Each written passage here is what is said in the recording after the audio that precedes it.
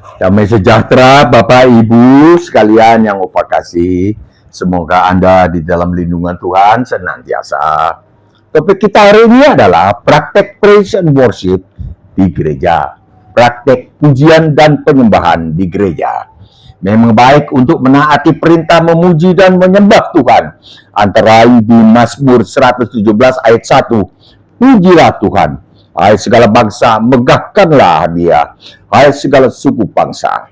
Bahkan ada perintah untuk menyaringkan suara kuat-kuat di 1 Tawarikh pasal 15 ayat 16. Daud memerintahkan para kepala orang Lewi itu supaya mereka menyuruh berdiri saudara-saudara sepuak mereka, yakni para penyanyi, dengan membawa alat-alat musik seperti gambus, kecapi, dan ceracap untuk memperdengarkan dengan nyaring lagu-lagu gembira. Kata nyaring berarti memperdengarkan suara alat musik dan suara dari mulut para penyanyi yang menyanyikan lagu-lagu gembira. Jadi bukan musik saja, melainkan lagu gembira keluar dari mulut para jemaat. Keduanya harus diperdengarkan evenly, diperdengarkan dengan memadai. Mazmur 33 ayat 2. Bersyukurlah kepada Tuhan dengan kecapi, bermazmurlah baginya dengan gambus dan dengan gambus 10 tali. Di sini fungsi alat musik sebagai pengiring ucapan dari mulut para imam dan jemaat yang sedang bersyukur dan bermazmur di dalam nyanyian. Alat musik tidak mendominasi suara jemaat, tidak. Suara para imam di atas panggung sekarang, yaitu para singers yang ditugaskan membantu jemaat menyanyi menggunakan sound system, menggunakan amplifier, mikrofon. Jangan sampai lebih kuat daripada suara jemaat itu sendiri. Sesungguhnya lirik lagu atau kata-kata di dalam nyanyian itulah yang ada artinya. Masuk ke dalam telinga masing-masing jemaat yang menyanyi, lalu masuk ke dalam hati mereka. Dari keluar dari sini, masuk ke sini ke telinga, masuk kembali ke dalam hatinya. Dan mereka merasakan jamahan Roh Kudus, menikmati berkontak dengan Tuhan. Jangan sampai ini tidak terjadi. Penggunaan amplifier untuk maksud meningkatkan kekuatan suara para singers dan alat musik adalah guna menjangkau seluruh jemaat di dalam ruangan yang besar.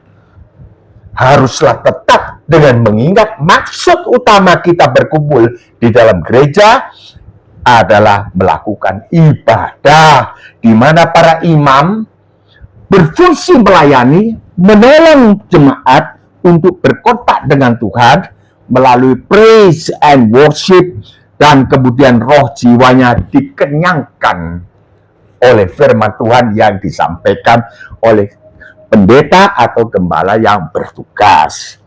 Sangat perlu diingat oleh siapa saja yang terlibat di dalam pengelolaan praise and worship bahwa teknologi sound system bisa mengalami perkembangan. Dulu tidak ada sound system amplifier, dulu hanya gitar akustik, semuanya bass betot, ya, lalu drum, tidak pakai amplifier. Ya, tapi sekarang pakai amplifier. Jadi ada perkembangan di dalam bidang teknologi sound system. Namun perlu diingat, saraf telinga dan otak manusia tidak pernah mengalami perkembangan. Dari dulu diciptakan, dari dulu dibentuk oleh Tuhan dari tanah liat, tetap sama sampai sekarang. Jadi telinga, saraf telinga dan saraf otak manusia tidak dinirmana, tidak rancang untuk menahan suara volume sound system yang besar. Tidak untuk itu, tidak tahan orang. Nah, sekalipun tahan, maka dia tidak bisa menikmati itu suaranya sendiri masuk ke dalam telinganya, suaranya sendiri keluar dari mulutnya masuk ke dalam telinganya, lalu diresap di dalam hatinya arti kata-kata penyanyian itu, kemudian dia berkontak dengan Tuhan. Itu tidak bisa dialami. Mari kita manfaatkan sound system untuk menolong kita beribadah dalam skala besar. Sound system hanya sebagai alat penolong dengan memperhatikan kebutuhan jemaat, yaitu mendengar dengan telinga sendiri apa yang keluar dari mulutnya, masuk ke dalam telinganya ketika dia menyanyi, sehingga dia mengerti kata-kata nyanyian itu, lalu rohnya menikmati kontak dengan Tuhan. Jika jemaat tidak bisa mendengar suaranya sendiri karena tertutup oleh suara sound system, maka dia tidak bisa menyanyi dari hati seperti yang diharapkan oleh Tuhan. Maka jemaat hanya mengikuti lirik lagu yang tertampil di dinding di depan gereja yang dipancarkan oleh proyektor ke atas dinding itu. Lalu mereka menyanyi dari otaknya,